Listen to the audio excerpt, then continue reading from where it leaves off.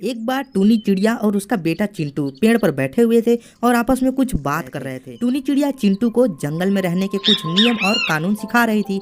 वहीं दूर बैठा एक गीद टूनी के बेटे चिंटू को बड़े ही ध्यान से देख रहा था। कितना सुंदर चिड़िया है, इसे तो खाकर मजा ही आ जाएगा, लेकिन मैं इसे खाऊं कैसे?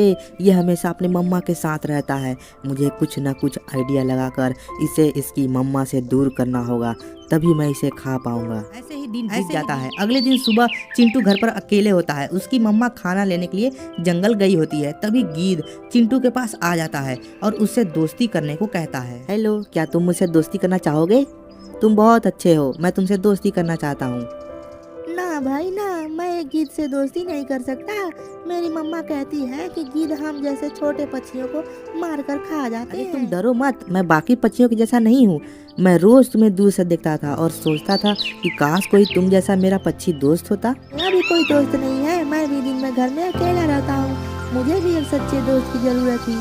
चलो ठीक है, आज से हम दोनों दोस्त हुए। क्या सच में? ओह थैंक यू, तुम बहुत अच्छे हो। गीद की नज़र तेज होती है। वह चिंटू की मम्मी को दूर से आता हुआ देख लेता है और वहाँ से भाग जाता है। ठीक है दोस्त, अब मैं चलता हूँ, बाद में मिलने आऊँगा।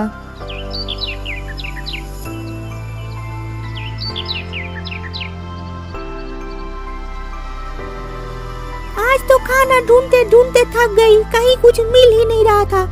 बहुत खोजने के बाद बस इतना सा दाना मिला है। चिंटू बेटा, यह सब तुम खा लो। आपको भी तो भूख लगी होगी, आपने भी तो सुबह से कुछ नहीं खाया। चिंटू बेटा, मैंने खाना खा लिया है। जब मुझे यह चावल का दाना मिला तो मैंने वहीं पर इसे खा लिया था और आधा तुम्हारे लिए बचा कर ले आई। टूनी चिड़िया झूठ बोलती है कि उसने खाना खा लिया है, क्योंकि वह जानती है कि अगर उसने चिंटू को सच बता दिया कि वह भूखी है तो चिंटू को भी आधा पेट ही भोजन मिलेगा।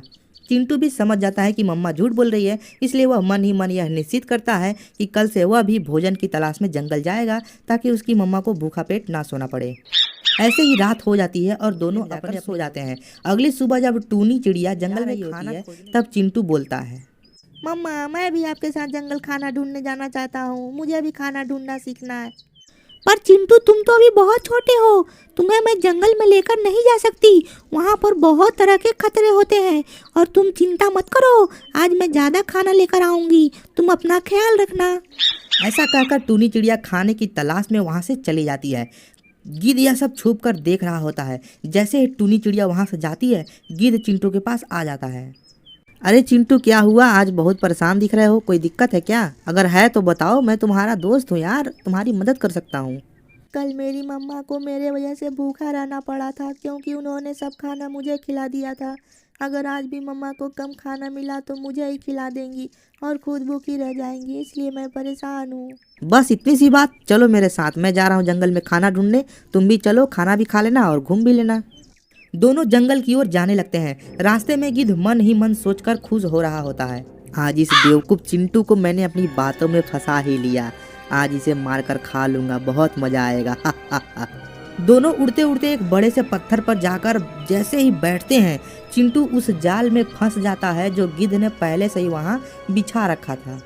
क्या बे चिंटू, आखिरकार आज तू मेरे जाल में फंसी गया। बहुत दिन से तेरे पीछे पड़ा था, लेकिन तेरी मम्मा की वजह से मैं तुझे छोड़ देता था। यह सब क्या बोल रहे हो तुम तो मेरे दोस्त हो ना, तुम मेरे साथ ऐसा कैसे कर सकते हो? अबे दोस्ती वोस्ती गया तेल लेने, एक शिकार और शिकारी कभी दोस्त नहीं होते। मैंने तो सिर्फ इसलिए दोस्ती की थी ताकि तुझे अपने जाल में फंसाकर मार सकूं। इधर गिद्ध चिंटू को जाल में फंसा लेता है, उधर टूनी चिड़िया चिंटू को घर में ना पाकर खोज खोज कर परेशान हो रही होती है। चिंटू बेटा, कहाँ हो तुम? देखो मम्मा खाना लेकर आ गई। चिंटू तो घर में नहीं है, कहाँ चला गया? शायद कौवा भैया के घर गया होगा।